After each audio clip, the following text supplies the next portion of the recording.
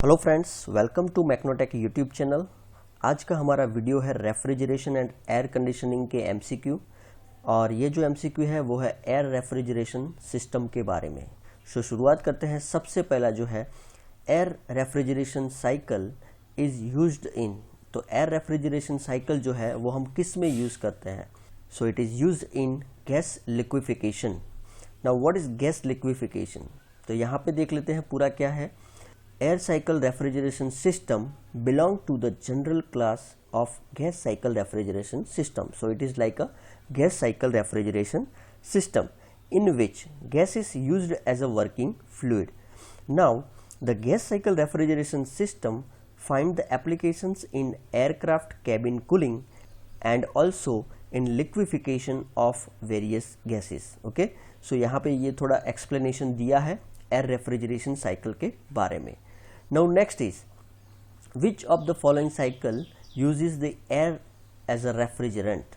यहाँ इनमें से कौन सी साइकिल जो है वो air as a refrigerant use करती है? So answer is D, Bell Coleman cycle जो है वो as a refrigerant air use करती है। So Bell Coleman refrigeration cycle is also called Joule और reverse Brayton cycle. Okay, and it is the refrigeration cycle where the working fluid is a gas that compressed and expanded. Okay, but it does not change the phase. तो ये आपको थोड़ा ध्यान रखना है। जो air जो है it does not change the phase. Okay, it just compress and expand. Now next is, if T1, यहाँ पे Ti आपको दिख रहा होगा, लेकिन if T1 is lower temperature and T2 is higher temperature, then COP of the refrigeration system working on the reverse Carnot cycle is given by. तो यहाँ पे जो रिवर्स कार्नोट साइकिल है उसका COP जो है वो होता है T1 upon T2 minus T1. Okay, so answer is C, T1 upon T2 minus T1. So basically what is coefficient of performance? COP. COP of a heat pump or refrigerator or air conditioning system is the ratio of useful heating or cooling provided to the work required. यानी कि यहाँ पे जो T1 है that is the useful cooling upon work done. Okay, इसका example भी आएगा, मैं आपको बाद में बताऊंगा। ये इक्वेशन का यूज करके ही हम उसको सॉल्व करेंगे।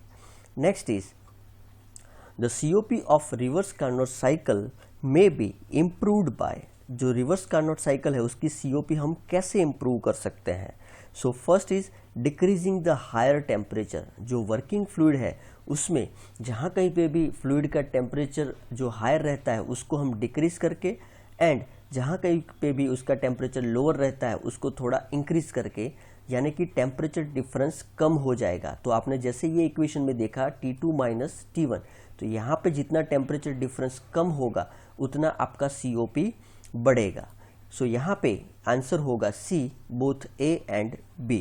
Okay, next is the COP of Carnot refrigerator in winter will be blank then the summer.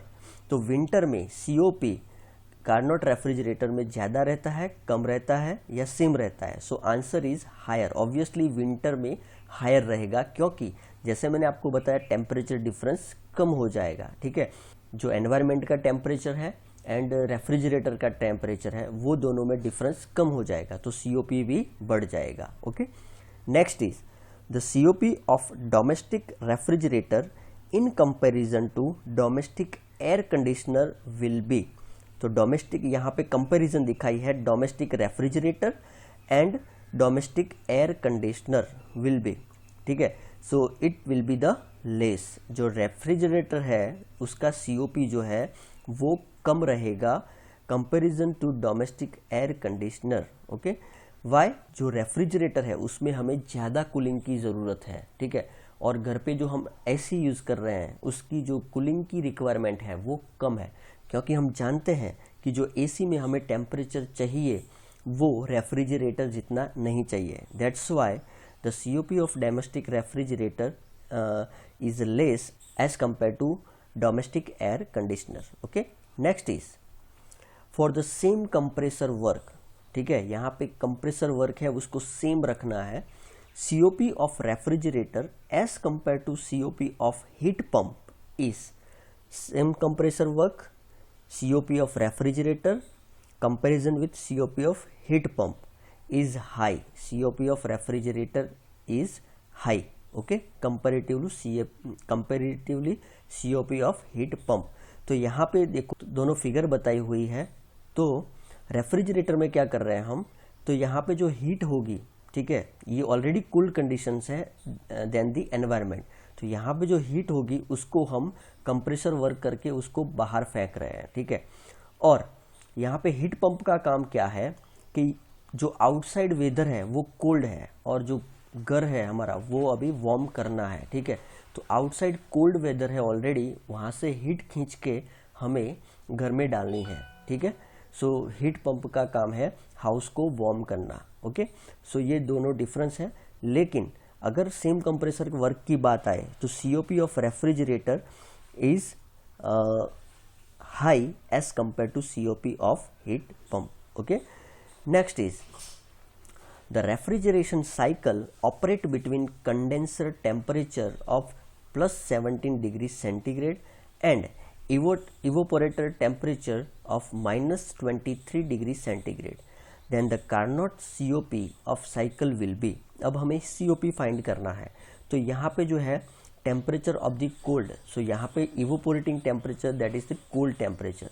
सो यहाँ पे -23 है तो हमें यहाँ पे केल्विन में कन्वर्ट करना है. तो केल्विन में कन्वर्ट करने के लिए 273 माइनस 23 दैट इज 250. तो यहाँ पे TC इज इक्वल टू 250 रखेंगे and TH minus TC. So TH जो है वो हमें लेना है 273 प्लस 27 दैट इज 300 माइनस यहाँ पे है 250, ओके. सो ऊपर 250 और नीचे रहेगा 50 that is the 5. So answer is 5. यहाँ पे आंसर आएगा 5. Now next is the relative COP is, what is relative COP? So it is the ratio of actual COP to the theoretical COP, okay. जो हमारा actual COP है and theoretical COP उसका जो ratio है that is called the relative COP. Now refrigeration in aeroplane usually employs the following refrigerant. तो aeroplane के लिए हम कौन सा रेफ्रिजरेंट यूज करेंगे? So it is C, air, okay. Now in aircraft the air refrigeration cycle is use because of, तो aircraft में हम एयर रेफ्रिजरेशन साइकिल क्यों यूज करते हैं? So answer is low weight per ton of refrigeration. Particular per ton of refrigeration इसका जो wait है वो लो है. That's why we use the air refrigeration system in aircraft, okay. Now in a bootstrap air cooling system has, अब bootstrap air cooling system जो है उसमें 2 heat exchanger होते हैं फ्रेंड्स, ठीक है. उसमें जो हीट एक्सचेंजर जो है वो 2 रहते हैं bootstrap air cooling system में. Now in an ordinary passenger aircraft required a cooling system of capacity.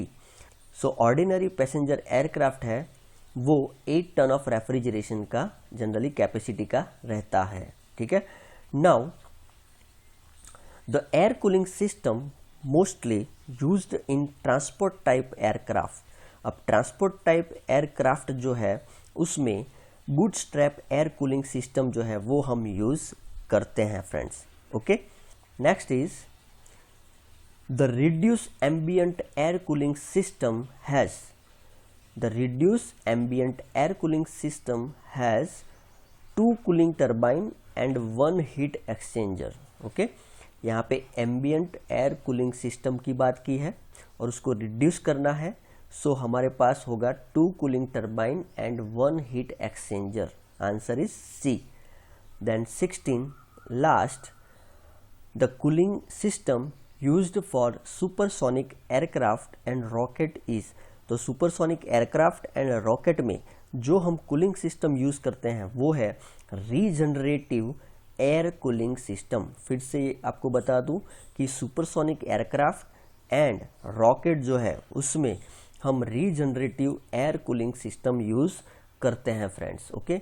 सो आज के लिए इतना ही। अगर आपको ये वीडियो अच्छा लगता है तो लाइक कीजिए, शेयर कीजिए एंड सब्सक्राइब करना मत भूलिए। Thank you. जय हिंद, जय भारत।